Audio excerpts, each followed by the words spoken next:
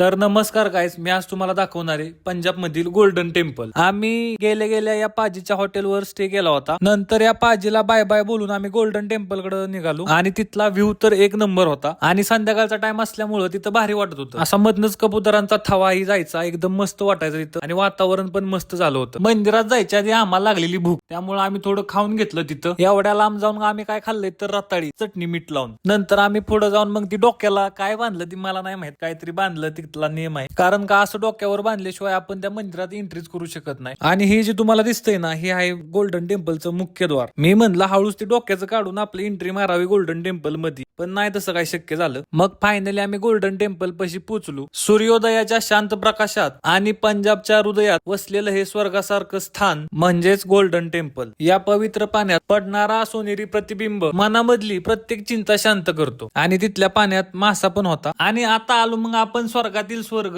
लंगर मध्ये. इथं रोज लाखो लोक जेवतात आणि तेही फ्री मध्ये. इथला माझा पर्सनल रिव्ह्यू सांगायचं म्हणलं ना, तर इथली लोक आहेत ना जी राखण करते ती गोल्डन टेम्पलची, ती काय करते ती माहितीये का, बाहेरच्या लोकांना माहिती का नाही, म्हणजे पंजाबच्या बाहेरच्या त्यांना नीट फोटो वगैरे नीट काढून देत नाही. पंजाबच्या लोकांना सगळं सुरळीत चालू असतं. ही थोडा भेदभाव होतोय तिथं असं मला वाटतं. मग आमच्या गँगने नंतर तिथं थोडीफार खरेदी केली. त्यांची खरेदी वस्तूवर मी आपलं मोकार काय बी शूट करत होतो. आणि तिथनं पुढे गेल्यानंतर आम्ही विचार पण केला नव्हता की आम्ही या पंजाब मधल्या ह्या व्यक्तीला भेटेल म्हणून. तुमच्यापैकी कोण यांना ओळखतं का सांगा नक्कीच. मी तर यांना रील वर पाहिलेलं. तर आजच्या ब्लॉग मध्ये एवढंच आणि नेक्स्ट ब्लॉग मध्ये मी तुम्हाला दाखवणार आहे सावरिया सेट.